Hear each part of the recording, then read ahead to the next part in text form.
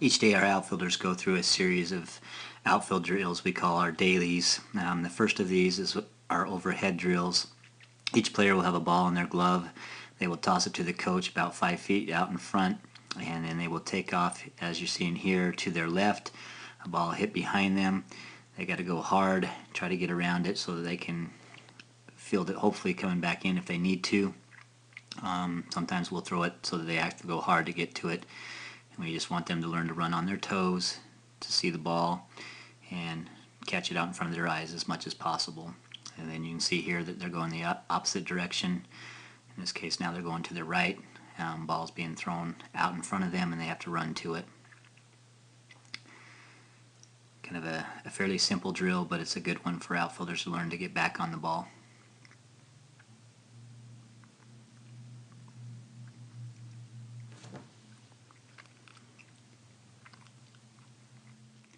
After going left and right on the overhead drills, then we have them go deeper on one that they really have to get back quickly on. Coach will throw this one a little further out in front of them as they're going full speed, learning to have to run for one a little bit further.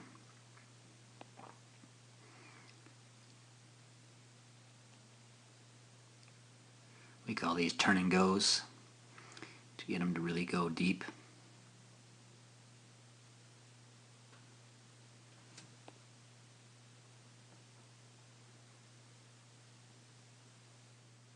Here are some more turn and goes. Going to the right side now. Notice the distance that they're having to go to get these. Similar to what they would experience during a game when they had to go deep to get a ball. With our turn and go overhead drills, we'll also do some that are straight back. So they're having to go hard. Occasionally, if the coach throws it behind them, they'll do a head snap and turn their head like that last player did. What we'd prefer, though, is to keep it on their glove side so that they can get to the ball. We'll ask them to drift sometimes, to drift back underneath it rather than trying to turn and do the head snap, because it's just a little easier to do that if possible. There was one where you kind of saw the drift.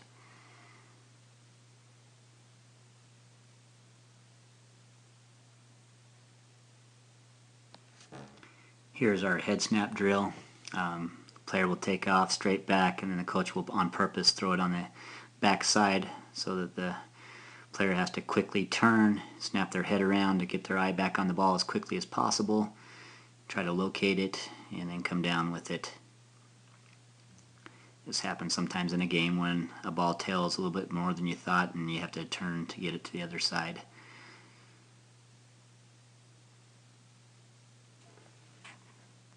This next drill in our daily series is a crow hop drill.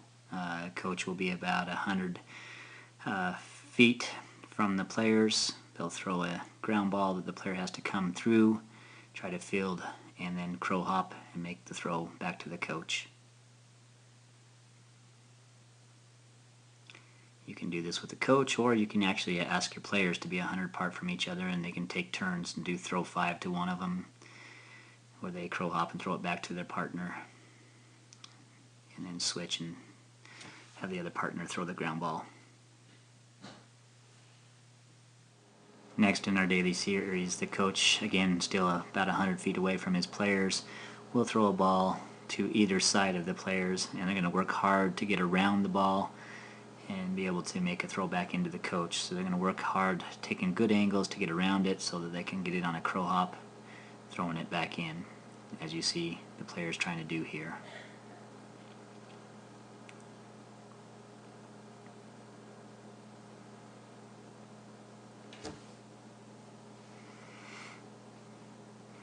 If our players miss the coach on the throw, we ask them to go get it. That incorporates asking them to be accurate.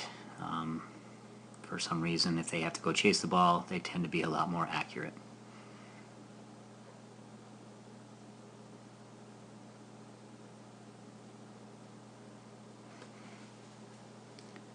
Now he's going to have them go to the right.